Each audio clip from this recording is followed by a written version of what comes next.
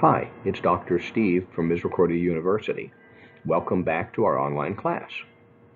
In this session, let's start considering student-centered instructional methods.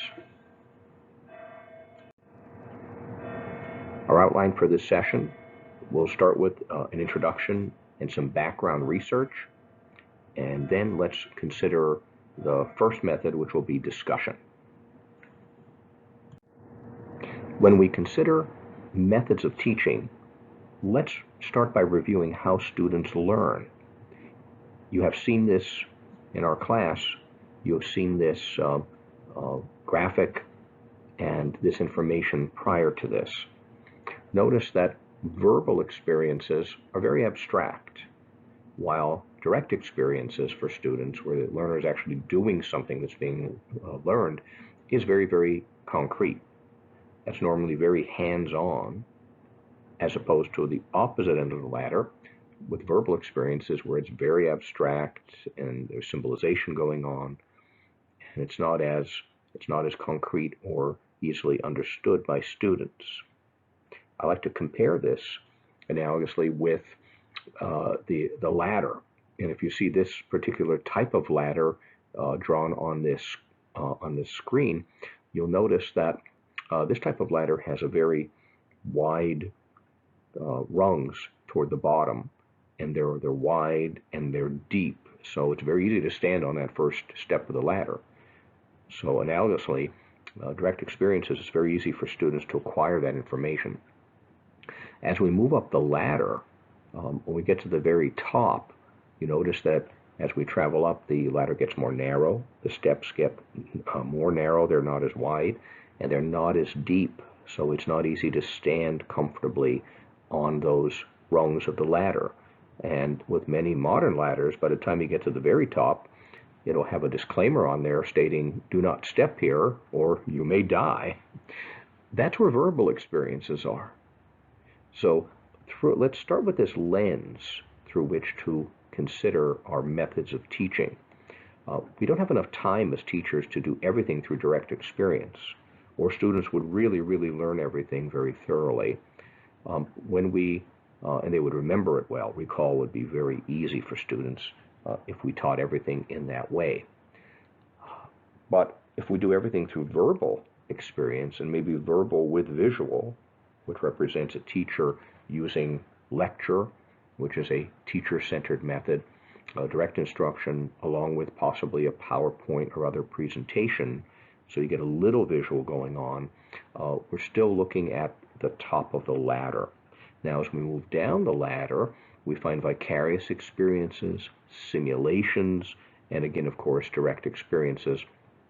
They are more effective, they are more long-lasting, they engage many senses, they can be interdisciplinary, and they, when we get to the bottom of the ladder, it approaches more and more authentic learning.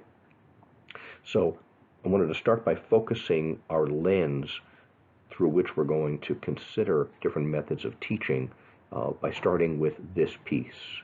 Let's consider one other way of looking at this. This learning pyramid demonstrates visually how well our students understand and retain information when it's presented in different forms. In other words, depending on the methodology of teaching used by the instructor. Notice that lecture normally results in the lowest average learning retention rate, about 5%. Now that's kind of scary. If you're lecturing alone, that means 95% of what you say will bypass students and will never really be processed by them. Now, as we travel down the pyramid, we find reading is about 10%. If we use audio-visual, we're looking at 20%. So in many classes, traditional classes, we find that AV, reading, and lecture are used together in the class. So here we're looking at about 35% retention of all the content that's presented. 35%. Now let's look further down the pyramid. If we use demonstration in the classroom, it improves to 30%. If we incorporate discussion group, different social activities where students are talking and working together in some way. The retention rate, the learning rate goes up to about 50%. If we give students something to do, so they're practicing doing things and engaging hands-on with the content, the learning rate goes up to 75%. And finally, on this pyramid, the lowest level here, the deepest level, is if we ask students to in some way teach or mentor or help others, explain content to others that they've just learned. If we do that, the retention rate is about 90%. So again, I wanted to start this section by looking at these two graphics, because having these as our lens through which we consider how are we going to teach and what mix of methodologies are we going to utilize, it should definitely impact our instructional practice. Most researchers agree that overall and in general, we can classify all instructional methods into two basic broad categories, either teacher-centered or student-centered approaches. Teacher-centered are typically the more traditional methods of teaching, direct instruction. Learning is directed by the teacher is in charge, the teacher lectures, the students take notes on what the teacher is, based on what the teacher is saying and possibly showing in a presentation, a visual presentation. Student-centered approach would be the second category, and in some way students are at the center here of instruction. Students are involved possibly in shaping the learning. They're definitely more directly engaged in the learning. And depending how the instructor deals with this and implements it, students could even be involved in the process of discovering material. They might be collecting data, they might be testing hypothesis, they could engage in discovery learning, but that's at the high end. But in general, we see two broad overall categories. This graphic from teach.com explains this even more explicitly. With the teacher-centered approach, that means that there's formal authority by the teacher. The teacher is the expert. When we look at the student-centered approach, it can be divided into inquiry-based learning and also cooperative learning. So social activities would be the cooperative, and inquiry-based, where we're having students explore and discover the learning. In all of the student-centered approaches, the teacher may delegate things for the students to do. The teacher becomes a facilitator. The teacher becomes a guide on the side. Typically in the teacher-centered approach, the teacher is the sage on the stage. Research has suggested many benefits for teachers using student-centered approaches as opposed to the more teacher-centered direct instruction, lecture, and note-taking style of teaching. The first, probably the most important benefit, is that this type of teaching supports constructivist learning because the students are more actively involved in the teaching learning process. So it supports them constructing their own understanding of the content. Teachers can set learning criteria while helping students become more autonomous and provide learner choice. And much research suggests that when learners have a say in their own learning, when they can express choice, that it is very positive in the learning process. Again, students are very active. Depending how it's set up and used, we may, as teachers, encourage students to cooperate, to collaborate, to be more social and work together. And that's always a very positive approach and a very enjoyable approach to learning as well. In the student-centered approaches, we find that instead of the teacher being the sage on the stage, the teacher is more of the guide on the side. So in other words, we balance both the teacher and the student intellectual activities, because both are engaged in this, and not just primarily the teacher. Student-centered approaches are characterized by democracy, so it's more democratic because students are working together in some way, and both together as students and also working together with the teacher. And they tend to be more investigative, more discovery, more understanding and discovering your way to the learning. And again, it can be set up in various ways, and we'll consider those ways. It's also ideal for more authentic performance assessment, because instead of just maybe taking a paper and pencil test, the teacher using a student-centered approach might also use a more student-centered, authentic style of assessment. By way of example, one researcher suggests that the power of student-centered approach to learning, and also one way to convert from teacher-centered to student-centered, would be this. In a history class, if you want students to become more active citizens, you could either use the traditional approach and have students read about the 3 branches of government, take notes, listen to lecture, and ultimately take a test.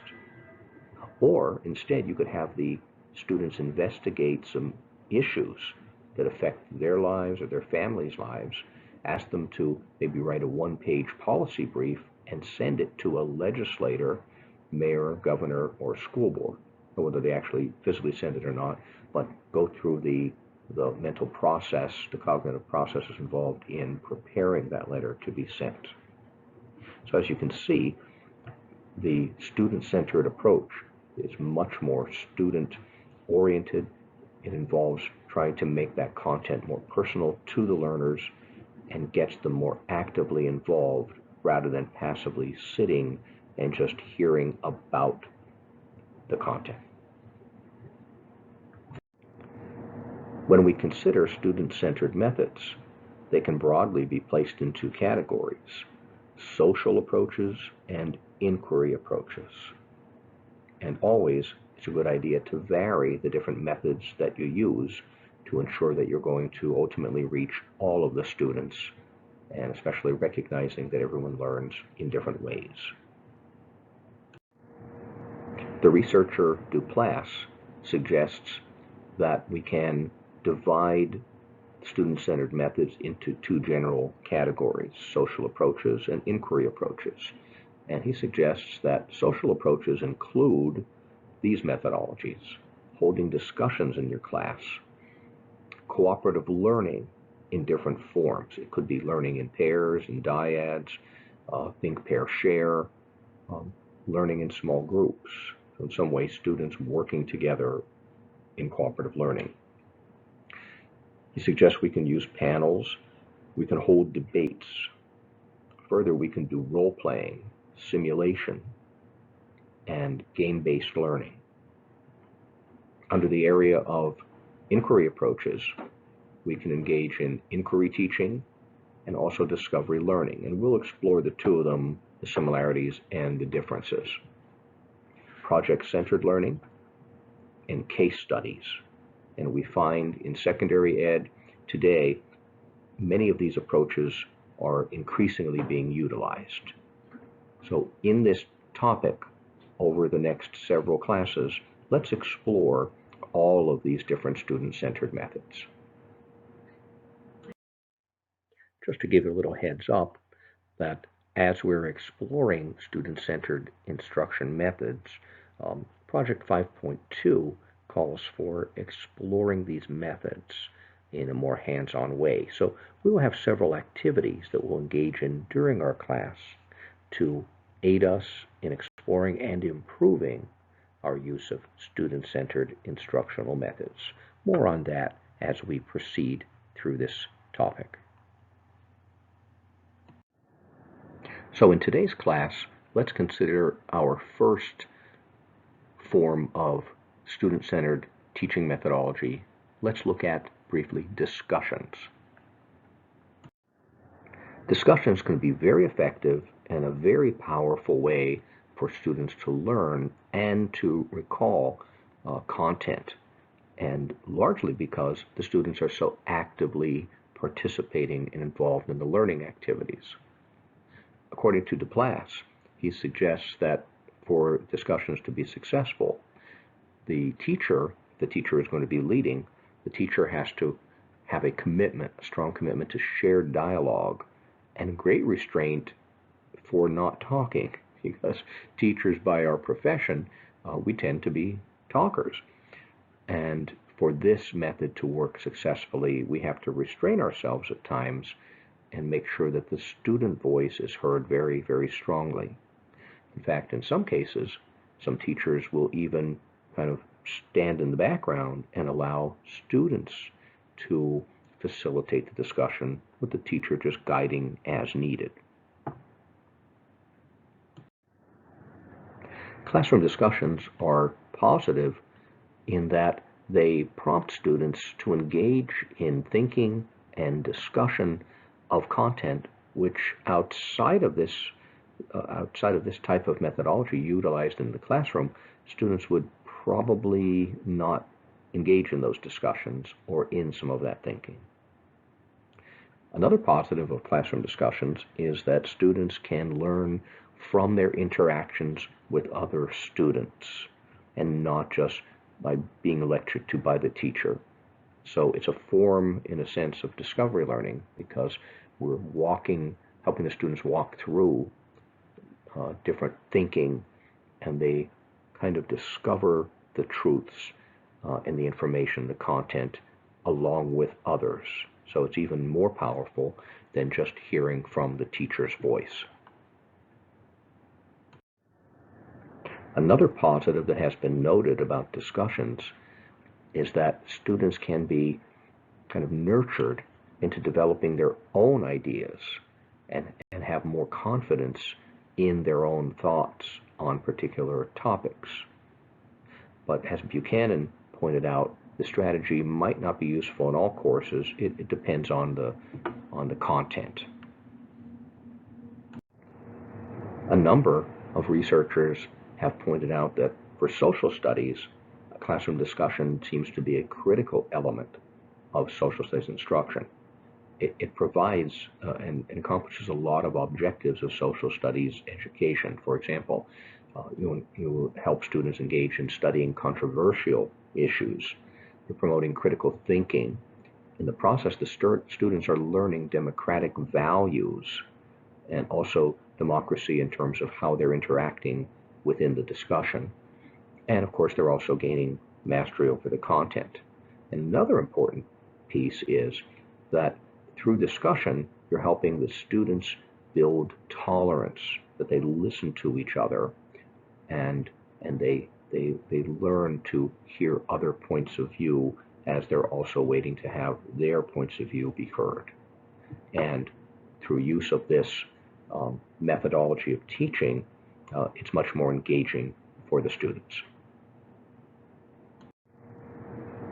Here is a partial list of some of the challenges that teachers who are going to utilize the discussion methodology in their classes have to look at and consider how to work around. Number one, it is difficult to maintain full participation from all the students and have them fairly and equally participate in the discussion. Some students are just not going to be interested in the topic, and because of that, they may not reflect adequately on that topic. And of course, you have some students who are not going to be focused on the topic, but rather they're more interested in being the center of focus themselves, and they want to make people laugh, and they're more concerned about gaining attention than they are with making serious contributions to the discussion. Duplass suggests the following best practices in using discussion as a methodology of teaching. First of all, he suggests at the beginning of the school year, discuss discussions. In other words, what's the nature of a good discussion? What would it look like? What's the purpose of it? And how are we going to utilize it in our class? Second, he suggests creating a set of guidelines or rules to guide discussions, and especially to ensure civility and participation. Number three, he suggests The teacher doing a lot of planning. So plan and guide the discussion. What's the objective? Tell that to the students up front. What topics do you want to cover? Maybe plan a couple of questions that if students are going off track, as a teacher, you can interject these. What if people aren't saying anything? What happens if there's some silence happening in the middle of the discussion, an uncomfortable silence? Think about already having planned out a thinking prompt. Think about interjecting, inserting a guiding question, something to get students back on track and prompt them with some thoughts as to where they can go to continue the discussion. Think about what the best time is to implement a discussion in your class. Typically, it's more effective if students have already been versed in the topic, so they have some information already. So don't think about using the discussion too early during instruction, like in a unit. Use student comments as points in which you want to insert what you want to say, your planned agenda. In other words, there's a purpose for the discussion. You ultimately want students to discover certain points about the content. You already know what those points are, so keep those in mind, and as students are making different comments and engaging in the discussion, you can insert certain points or highlight certain points to ensure that that content is presented to the class and that they understand what is important. Think about varying up what you do with discussions. You could certainly do the whole group, but maybe you could also have smaller group discussions. Think about guiding participation. When one student says something, maybe rephrase it and ask it in the form of a question if things are lagging, and that way you can help to either build consensus or find that some students will disagree. So take one statement and then form it into a question for someone else to prompt the discussion to keep going. And ask students to always relate their comments to the content that they read in a textbook or that you've already covered through class in some way. So in other words, guide the process so students don't start moving off the track, kind of lose where they're going and lose the whole purpose of this discussion. And finally, think about using silence, and that means you as the teacher. If you're silent, students are typically more inclined to speak. And many studies suggest that teachers dominate discussions, almost as if they're lecturing. So as the graphic suggests here, silence is golden, that's yours. And metaphorically, use duct tape. Here are 2 quick tips. First of all, don't assume that you have to be the leader of the discussion. To change it up a little bit, consider having 1 or 2 students lead the discussion, and then you just join the class, and again facilitating as and interjecting as needed. Another thought is, if you find that you have several students who are more vocal and kind of locking out other students from participating, think about finding some method in which to help the students realize that some people are speaking too much and others are not participating enough. There's some old-fashioned ways of doing that, like using rubber bands as suggested here, using sticks, popsicle sticks in a can. Also in our last virtual class, we talked about use of different technological tools such as stick picks. So think about ways that you can deal with these typical problems that you may likely encounter during a discussion.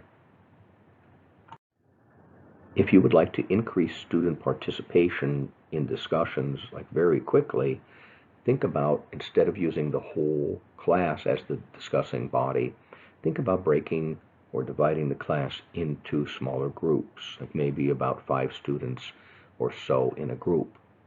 Benefits to that: it's promoting higher order thinking skills among all those participants.